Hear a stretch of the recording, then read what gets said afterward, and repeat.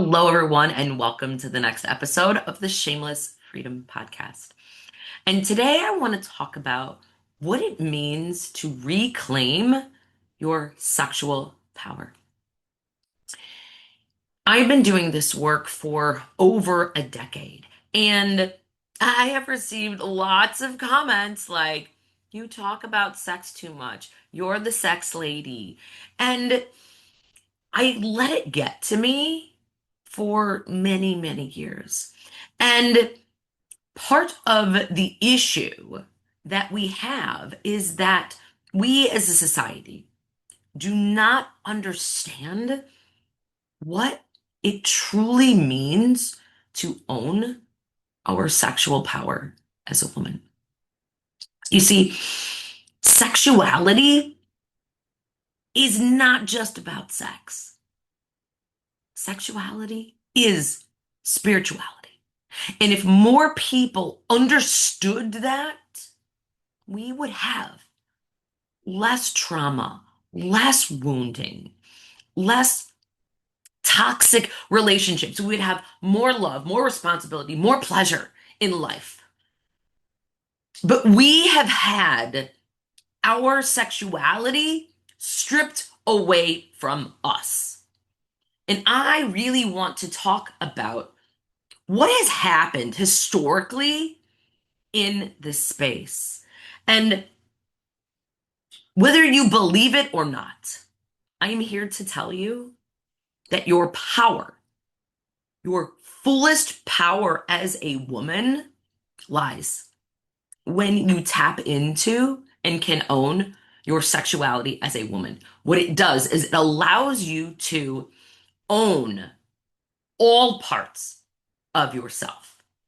This is not just about thinking in your mind that you love who you are and that you forgive yourself for things of the past, etc. Those are pieces of it, absolutely. And I am talking about your physical body parts, the things that make us a woman. Yes, we have breasts. Yes, we have vaginas, pussies, right? Female hormones that make up who we are. And for years, we've been shamed. We have been shamed into believing that our bodies should look and act a certain way. And when they don't look and act a certain way, we feel shame. And that shame has been happening for centuries. It's also been happening since you were a little girl. It didn't just happen when you were a teenager or an adult. We have stories around our bodies and what it means to be a woman, what it means to be sexual or not sexual, what it means to be sexy or not sexy.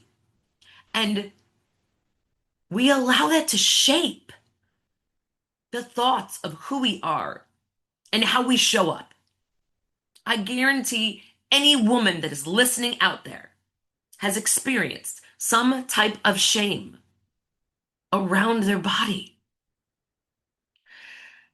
And I am here to stop the madness around this body shame. This is not about how much you weigh. This is about the love of self and how we treat our bodies. Now, it is not just about eating healthy and feeding our bodies what they need. That is a piece of it, absolutely. But I want to open up the conversation to what happens when you fully own your power as a woman. And that includes understanding what your sexuality is, what it means. You cannot fully own your power and step into the fullness of who you are if you do not own your sexuality and heal the pain and the trauma that has become a part of you. Now, you don't have to believe me, and that's fine.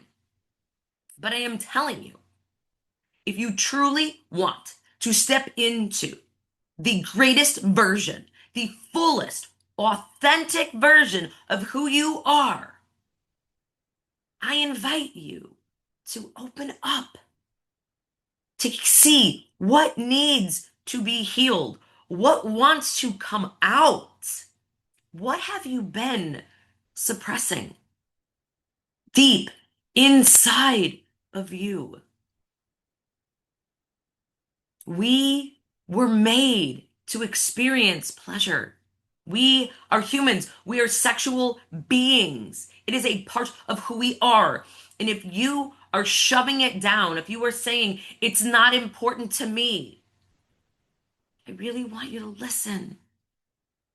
Yes, it might not be in the top three things that women think about on a daily basis, where it is for men.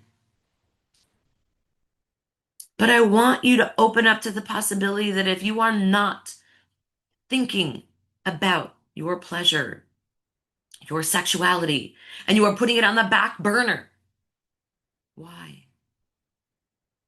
Why have you not allowed yourself to open up, to explore, to be curious about this part of who you are? Does it feel scary?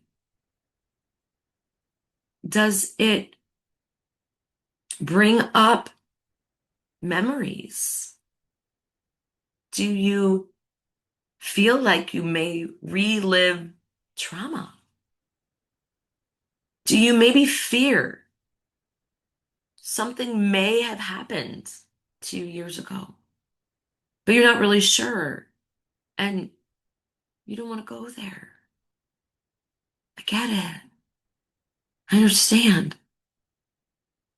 I was there too. When I started this healing journey, I had no idea that this is what I was put on this earth for. You see, I said yes to growth. I said yes to stepping into the next level of who I was as a woman. And God gifted me with the ability to go deep really fast, to know that all women want to feel sexy. We all do. And if we say we don't, there is trauma underneath why we don't want to feel that way, because we all want to be desired. We all want to be cherished. We all want to feel beautiful. So one of our core three desires is to feel beautiful and desired. And if there's a piece of us that is holding back, stepping back because of fear, guilt, or shame, this is the world that we have lived in for so long, that there has been this sexual oppression for centuries, that the patriarchy has taught us as women to shut down the greatest source of power that we have. I want you to think about this for a minute. In a world where we live in control, what is the number one thing that you would do if you wanted to suppress someone from their own power? You make them feel like they are bad, wrong, dirty, shameful, guilty. And the truth is, our sexuality is our greatest power. It is where our female divine power exists. And the patriarchy has taught us that it's dirty. It's wrong. It's shameful. We shouldn't want it. And what happens when we are taught that is we suppress it. Therefore, the men will always be in control. The women will never be in control because they can be controlled. Now, you may not have been taught this, but this is what has been happening for generations upon generations, and you likely have subconscious beliefs that you do not even know exist in regards to this shame around your body, around your sexuality, around how society, culture, religion have taught you what you should or shouldn't do, and shamed you and condemned you in this life and or past lives. And when that happens, we shut it down, we shut it off because we're not supposed to go there.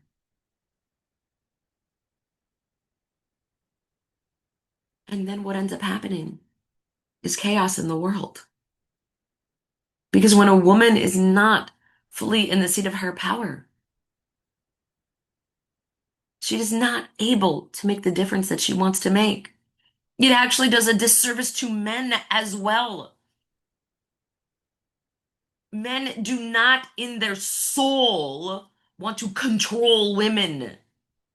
They desire to feel the energy of that radiant, captivated woman who is mysterious and seductive and erotic and is in her full power. And when we strip that away from the woman and she is not able to step into that, the man cannot feel that. You cannot force that out of a woman. No man can force the mysticism, the magic, the radiance, the seductive, playful energy out of a woman. You can't do it. It's not about control. It's about letting go of control. It's about allowing the woman to step into her seduction, her mystery, her magic, her radiance, that beauty, that power, that life force that is a part of who she is. And that, my friends, that is the piece that has been taken away from us. We've been told to shame those pieces of ourselves, to not be too much of that, because then the men will want it. They will take advantage of it. No. This is what is creating the drama in society today. The way to heal the world is actually for healing this sexual oppression that we are experiencing in this world, and for women to step up and own their sexual power, their erotic power, that deep, deep essence within. This is not just about loving your body and loving yourself. This is deep, going to the core of who you are as a woman, and knowing that there is a power underneath that is a part of you that is dying to come out.